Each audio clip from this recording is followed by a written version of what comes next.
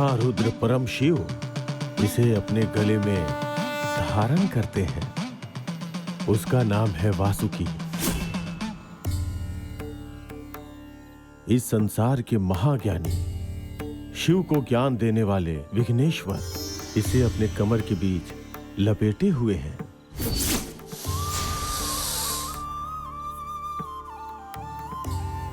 देवों के सेनाधिपति, भक्तों की इच्छा को पूर्ण करने वाले, उन्हें आशीर्वाद देने वाले श्री सुब्रमण्यम स्वामी उनके पादुका के समीप हमेशा सर्व दर्शन देते रहते हैं।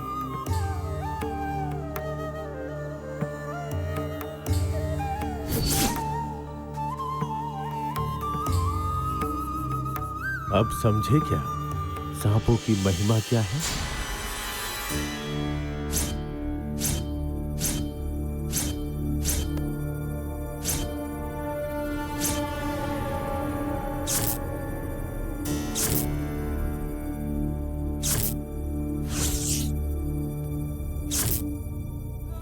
तुम यहाँ रहोगी तो तुम्हारी जान को खतरा हो सकता है।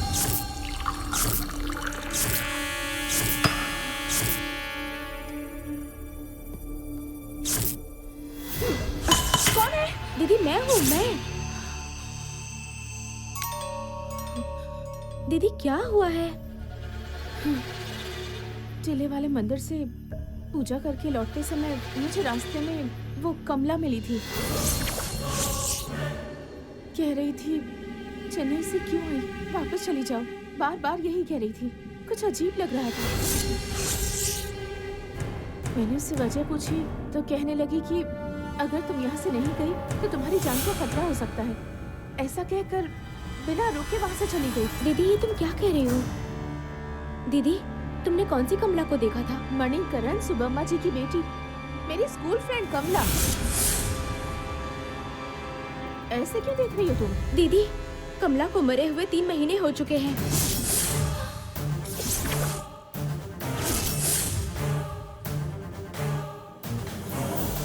ये तुम क्या कर रही हो? उसे टाइफाइड हो गया था और उसके बाद वो बच नहीं सकी। अगर मैं ये बात तुम्हें बता देती तो तुम परेशान हो जाती। दिव्यानी, तुम्हें इस गांव में नहीं रहना चाहिए। चेन्नई अभी वापस चली जाओ। लेकिन वो मर चुकी है तो कैसे? नहीं सौम्या, कमला ने मेरा नाम लेकर मुझे पुकारा था। मेरे सामने खड़ी होकर बात की। तुम इस गांव को छोड़कर चली जाओ, जोर देकर यही कह रही थी। लेकिन तुम कह रही हो कि वो मर चुकी है। हाँ दीदी वो मर चुकी है।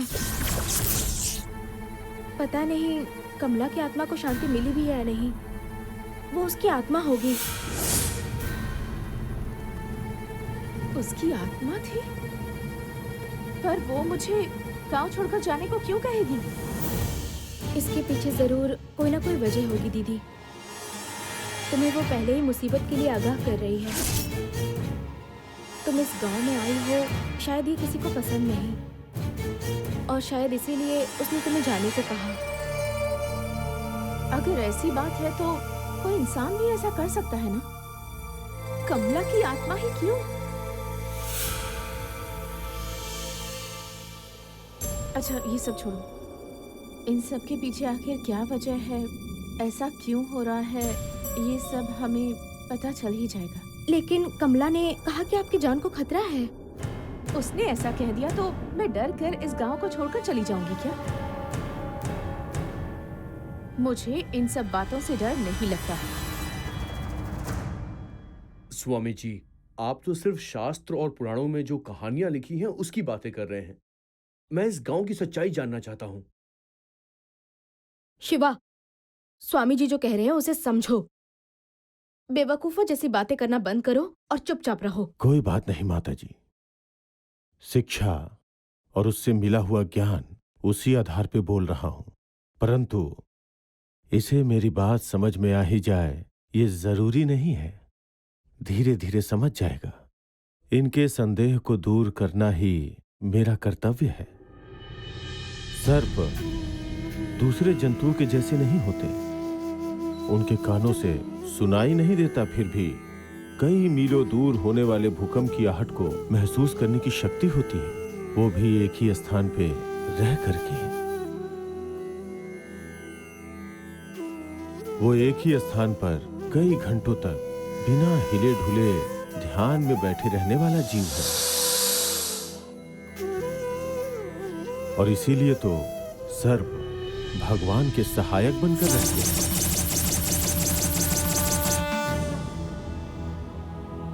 मनुष्यों का जन्म जिस कारण होता है वो है वीर्य। वो सर्प के रूप में ही होता है। बिना हाथ पैर के अपनी रक्षा करने की क्षमता रखने वाला जीव सर्प ही है। किसी की प्राण लेने वाला विष अपने मुंह में धारण करना कोई साधारण काम नहीं है। इसी तरह सर्प के बारे में बहुत कुछ कहा जा सकता है, क्योंकि वो बहुत ही अद्भुत जीव है। स्वामी जी, आपकी बात सुनने के बाद सांपों के प्रति जो मेरा डर था वो खत्म हो गया। देखिए, आप जो कुछ भी कह रहे हैं, मेरा उस पर विश्वास बिल्कुल नहीं है। इन पर गांव के लोग विश्वास कर सकते हैं। गंगा माँ का श्राप, उनका आदेश, और वो अजीब सा घूमने फिरने वाला सांप जिसके डरने से लोग मर जाते हैं। आखिर गंगा माँ किस बात का बदला ले रही है? मैं कैसे एक्सेप्ट कर लूं ये सब? मानना ही पड़ेगा, क्योंकि यही सत्य है। गंगा माँ की शक्ति के वश में रहने वाली नागमाता है।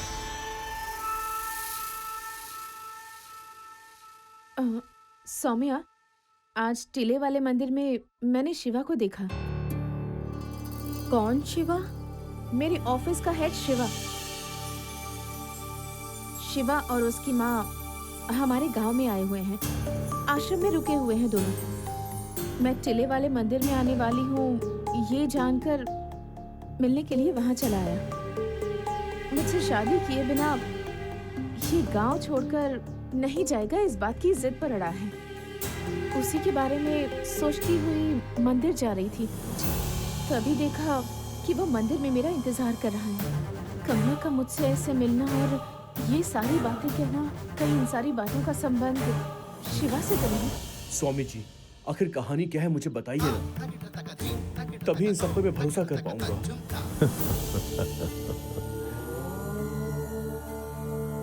ललितांबिके, सबके लिए एक समय होता है, और वो समय आने पर उसे बिना सुने जाना चाहोगे तो भी जरूर सुना होगा। अभी आप लोग जाके विश्राम कीजिए। तुम चुप नहीं रह सकता क्या? विश्वास होगा तो हमारे ऊपर जो कष्ट आने वाला है उससे देव शक्ति हमारी रक्षा करेगी, परंतु विश्वास के बिना अगर हमने उसे ढूंढ भी लिया तो हमें बचाने के लिए वो शक्ति नहीं आएगी।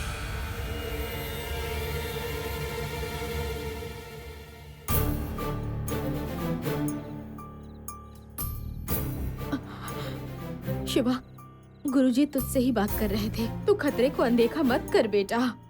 क्या माँ, अब वो सांप मुझे आके डस लेगा क्या? मुझे इन सबसे डर नहीं लगता है। मेरे पास रिवॉल्वर, अगर गलती से भी वो मेरे पास आया ना तो मैं उसे शूट कर दूंगा। बस बहुत हो गया, ऐसी बातों से भगवान नाराज हो जाएंगे। माँ, इन गांव वालों की तरह अब आप भी शुरू हो गई। अगर उस सांप को मार दिया होता तो ये सब नाटक कब का खत्म हो चुका होता, और बिना किसी डिस्टरबेंस के मैं आराम से दिव्यानी से शादी कर लेता। बस एक बुलेट और गांव का सारा प्रॉब्लम खत्म हो जाएगा।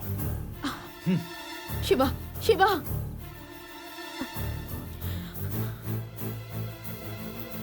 माँ, हे माँ, ललिता माता, वो किसी नासमझ की तरह बात कर रहा है। माता, आप उसे बुद्धि दीजिए माता।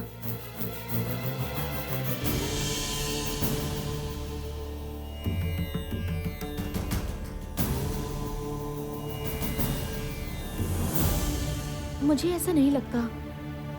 गंगा माँ का आशीर्वाद तुम्हारे ऊपर है दीदी, वरना तुम्हें बाहर जाने के लिए अनुमति कैसे दे देती वो? तुम कोई सामान्य लड़की नहीं हो। तुम्हारे अंदर दैविक शक्तियां हैं। मेरे साथ जो हुआ था वो तुम्हारे साथ भी होगा, ऐसा मत सोचो।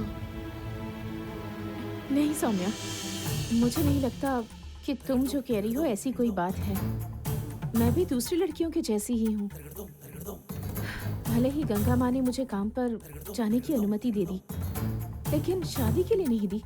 मैं भी इसी गांव में हूँ, तो दूसरी लड़कियों के साथ जो होता है वही मेरे साथ भी होगा। उस पंडित को देख लो, जब उसने गलती की तो गंगा माँ ने उसे भी अंधा कर दिया, तो मुझे ऐसे ही छोड़ देंगी क्या? दिव्यानी, तुम जो कह रही हो सही है बेटी। बेटी, अपने बच्चों को अच्छा परिवार मिले, हर बाप की यही इच्छा होती है। मेरे अंदर भी यही आशा है बेटी, लेकिन क्या कर सकते हैं, तुम दोनों ने इसी मिट्टी में ही जन्म लिया है।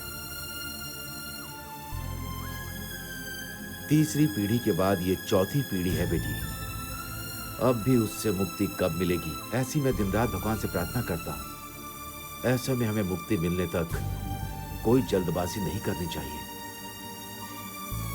सौम्या के साथ जो हुआ है वो तुम्हारे साथ नहीं होना चाहिए। बेटी, जैसे तुम मेरी बेटी हो, वैसे ही वो भी किसी का बेटा है। हमारी वजह से किसी की जान नहीं जानी चाहिए बेटी।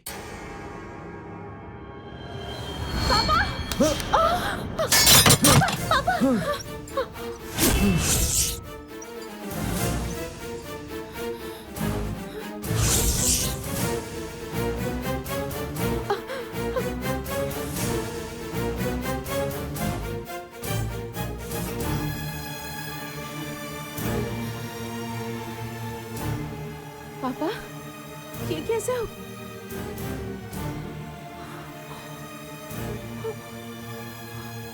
बेटी, अगर तुमने मुझे नहीं बचाया होता तो बिन मां के बच्चे आज उन्होंने अपने पिता को भी खो दिया होता।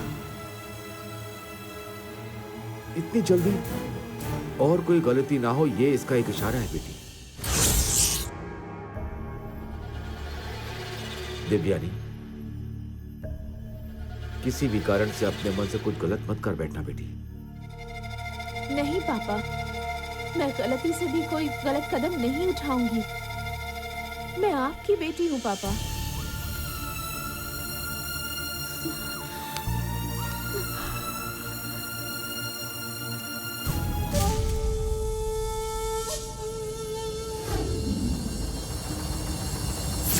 अपने ही गांव में मैं नहीं आ सकती क्या? नहीं आना चाहिए था यहाँ।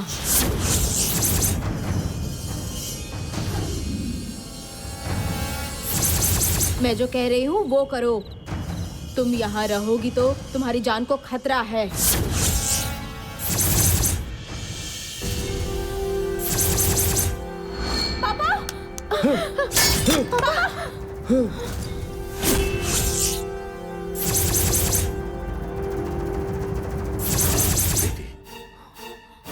अगर तुमने मुझे नहीं बचाया होता तो बिन मां के बच्चे आज उन्होंने अपने पिता को भी खो दिया होता। इतनी जल्दी और कोई गलती ना हो, ये इसका एक इशारा है बेटी।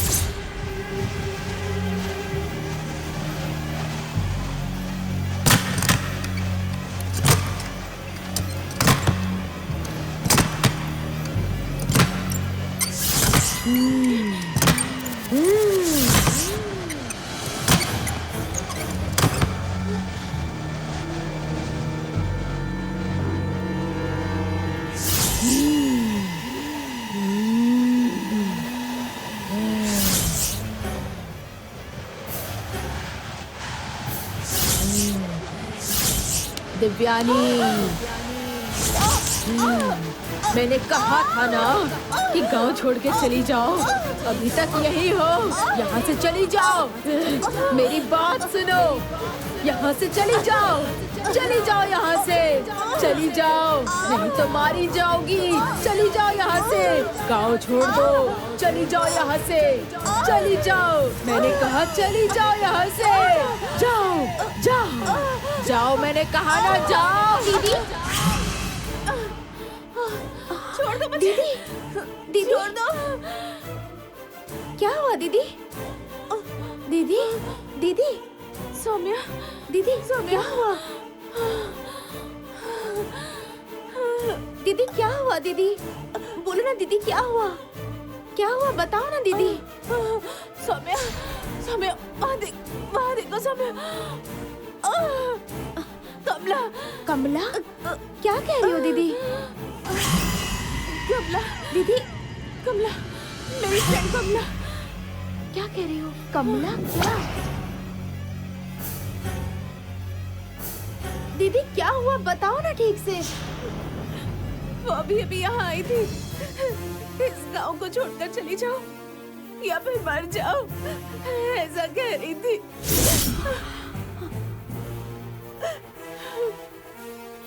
दीदी उस दिन घर पर पंडित जी आए थे ना, उन्होंने बताया था कि आपके अंदर दैविक शक्तियां हैं।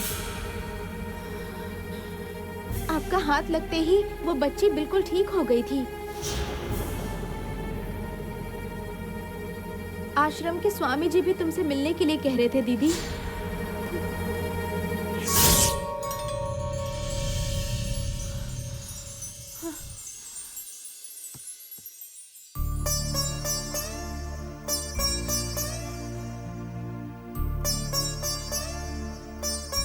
ये देखो दीदी, तुमने ऐसी क्या गलती की जो गांव छोड़कर जाओगी? तुम्हारे अंदर दैविक शक्ति है, इस बात का तुम्हें भरोसा करना होगा, तभी तुम्हारे आसपास भूत प्रेत कभी भी नहीं आएंगे। रुको मैं आती हूँ।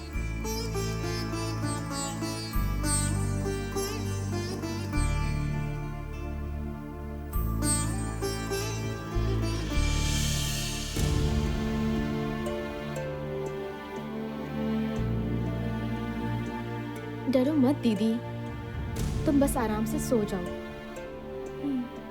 जाओ।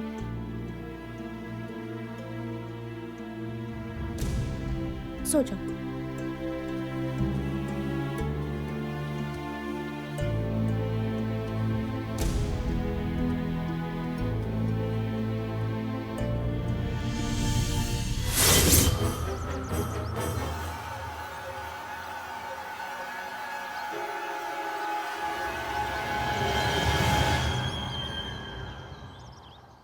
पंडित जी, इस गांव की और परिवार की भलाई के लिए ये सब सोचने के बाद प्रमोदर की बातें सुनकर नंबोदर जी को बुलाकर पूजा करवाई थी। हमने जो सोचा था कुछ और ही हो गया पंडित जी। ठीक है, जाइए। अब जो होना था सो हो गया। आगे से कोई गलती ना हो, ऐसी कसम खा लीजिए। हे नागमां, इनसे गलती हुई है, इन्हें माफ कर दीजिए। जमींदार जी के परिवार से अपना गुस्सा हटा दीजिए ताकि इनका परिवार अच्छे से रह सके। ऐसी मैं आपसे प्रार्थना कर रहा हूँ। माता जी, नागमां,